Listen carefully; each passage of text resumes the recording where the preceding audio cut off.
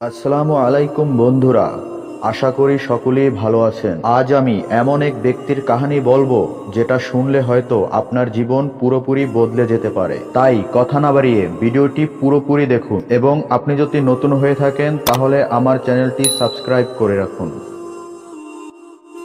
একটি ছোট গ্রামে বাস করত রঘু নামের এক দারিদ্র কৃষক। তার ছোট একটি কুঁড়ের ঘর, সামান্য কিছু জমি আর একটি পুরনো কোদাল ছিল। এই ছিল তার সম্বল। গ্রামে সবার চোখে সে ছিল এক ব্যর্থ, দুর্বল এবং অলসতা। কিন্তু রঘু ছিল এক ভিন্ন ধরনের মানুষ। তার চোখে ছিল স্বপ্ন আর মনে ছিল জেদ, আর মুখে সবসময় একটাই কথা, যদি আজ না হয় কাল হবে, তবু আমি থামব না। প্রতিদিন ভোরবেলায় সে উঠে মাঠে যেত আর এক টুকরো পাথর সরিয়ে দেখত নিচে কিছু আছে কিনা। এটা সে প্রতিদিন করত।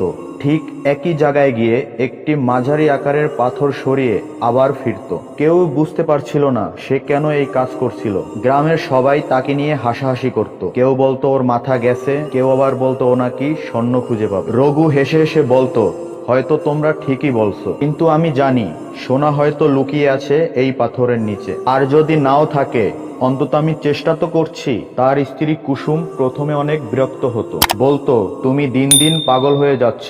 এই পাথরের নিচে কি আছে? কিছুই তো পাইনি এতদিনে। রঘু তখন মুচকি হেসে বলতো, আছে কুসুম, আমার স্বপ্ন আছে। আমি অন্তত জানি আমি বসে নেই। দিন গেল, মাস গেল, বছর পেরোলো। রঘুর মাথায় রূপালি চুল এসে গেল, শরীর দুর্বল হয়ে পড়ল, কিন্তু পাথরের দিকে যাওয়া বন্ধ করলো না। প্রতিদিন সকালবেলা যেত, পাথরটা সরাতো, দেখে কিছু না পেয়ে আবার ফিরত। একদিন এক প্রবল বৃষ্টির পর রঘু যথারীতি সেই পাথরের কাছে গেল, কিন্তু এবার সে বুঝলো পাথরটা আগের চেয়ে একটু আলাদা হয়ে গেছে। মনে হলো যে নিচ থেকে কিছু একটা ইশারা দিচ্ছে। রঘু উৎসাহিত হয়ে কোদাল দিয়ে খুঁড়তে লাগলো। মাটি আলাদা হতে লাগলো আর এক সময় খচখচ আওয়াজ শোনা গেল। সে খুঁড়তেই লাগলো আর এক সময় এক ঝলক সোনালি কিছু দেখা গেল।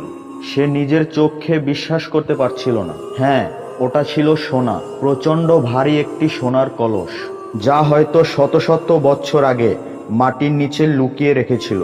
রঘু স্তব্ধ হয়ে গেল আর চোখ থেকে পানি পড়তে লাগলো। এ কি সেই সোনা যার জন্য সে প্রতিদিন এসেছে, উপবাস করেছে, কিন্তু একদিনও থেমে যায়নি? সে কলসটি ঘরে নিয়ে আসলো এবং স্ত্রীর কাছে দিল। কুসুম কিছুক্ষণের জন্য কথা বলতে পারল না। তারপর সে শুধু বলল, তুমি পাগল ছিলে না রঘু, তুমি ছিলে এক আশ্চর্য সাহসী মানুষ।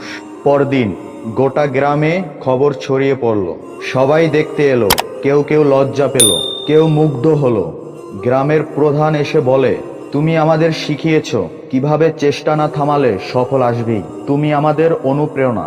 রঘু অনেক বড়লোক হলো, কিন্তু সে পুরনো কুঁড়ের ঘর ছাড়ল না, পাথর সরানো বন্ধ করলো না। শুধু একটি ছোট ভোট লাগিয়ে দিল পাথরের পাশে। এই পাথরের নিচে ছিল না শুধু সোনা, ছিল আমার বিশ্বাস। যদি হার না মানো, পৃথিবী তোমার জয় মানবেই। তো বন্ধুরা, এই গল্পের শিক্ষাটা কি?